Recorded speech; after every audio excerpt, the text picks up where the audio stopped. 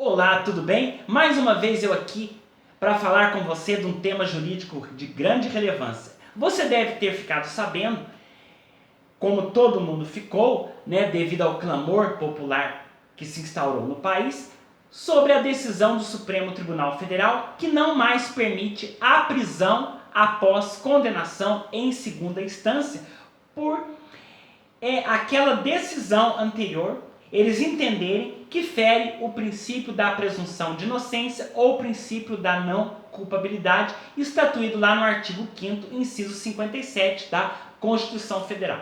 O artigo 5º, inciso 57, ele diz que o réu ele não será culpado até o trânsito em julgado da sentença penal condenatória. Isso é o que está escrito nesse dispositivo constitucional.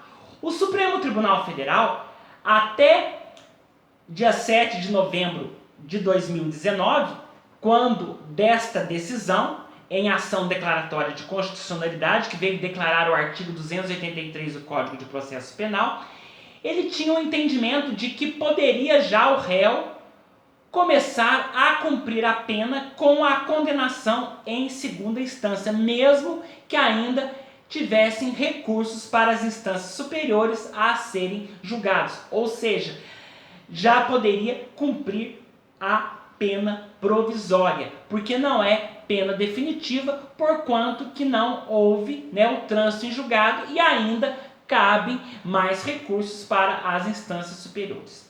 O Supremo antes ele entendia que a condenação em segunda instância ela enfraquecia o princípio da presunção de inocência. Porque em primeira instância se verifica os fatos, se verifica as provas e em segunda instância também. Só que nas instâncias superiores não é mais cabível rever as provas e reverem os fatos. Somente questões jurídicas são discutidas e decididas em terceira instância, ou seja, no STJ, no Superior Tribunal de Justiça e no Supremo Tribunal Federal, somente questões jurídicas. Então, a primeira instância e a segunda instância são instâncias ordinárias.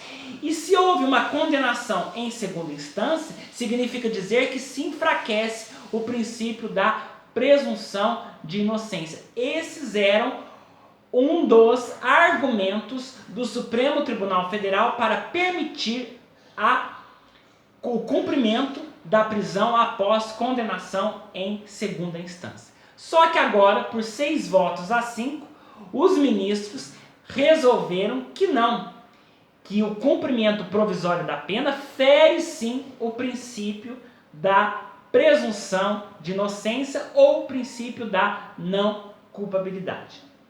Vamos ver o que o Supremo Tribunal Federal, no ano que vem, no final do ano que vem, vai resolver sobre esta questão. Porque possivelmente haverá troca de ministros aí, porque o ministro Celso de Mello, ele vai se aposentar. E aí, o novo ministro poderá ter um entendimento diferente deste último entendimento do dia 7 de novembro. E houve uma votação aí acirrada de 6 a 5, que poderá mudar o entendimento da Corte Maior.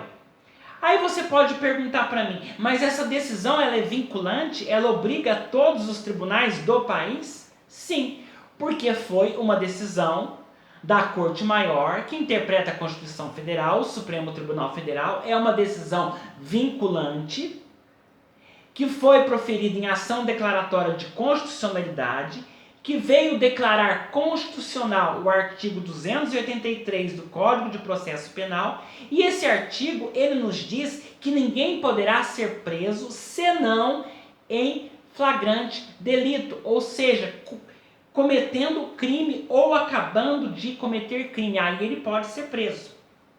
Ou por ordem escrita e fundamentada da autoridade judiciária, ou seja, toda prisão preventiva ela deve ser fundamentada pelo juiz. O juiz deve motivar a sua decisão, fundamentar por que está prendendo preventivamente determinado acusado.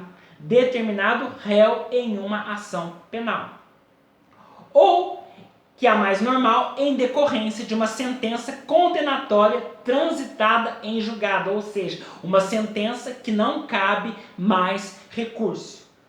E no curso da investigação criminal, do inquérito policial, pode também ser decretada a prisão em duas situações, a prisão temporária e a prisão preventiva, que deve obedecer aí os pressupostos que estão estatuídos no artigo 312. E um deles é manter-se a ordem pública, tá certo? Então, o que muitas pessoas precisam entender é o seguinte: pergunta-se agora, será que vão soltar todos os réus que estão presos provisoriamente, que ainda estão recorrendo às instâncias superiores? A resposta é negativa, não irão soltar todos. Porque a depender da fundamentação, da decisão de cada juiz, cada caso concreto, eles se manterão na prisão. Porque pode ser que o juiz ele decrete logo em seguida a prisão preventiva e mantenha esse réu encarcerado. Se ele está preso somente para cumprir provisoriamente a pena de acordo com aquela decisão anterior do Supremo, logicamente ele será solto. Mas se tiver pressupostos, indicadores que a prisão preventiva deve ser decretada, o juiz decreta a prisão preventiva e mantém encarcerado este réu. Então, as pessoas, elas precisam entender que não haverá ali a soltura geral de réus que estão cumprindo pena provisoriamente, que ainda têm recursos para serem julgados. Tá certo? Agora, vamos ver as cenas dos próximos capítulos.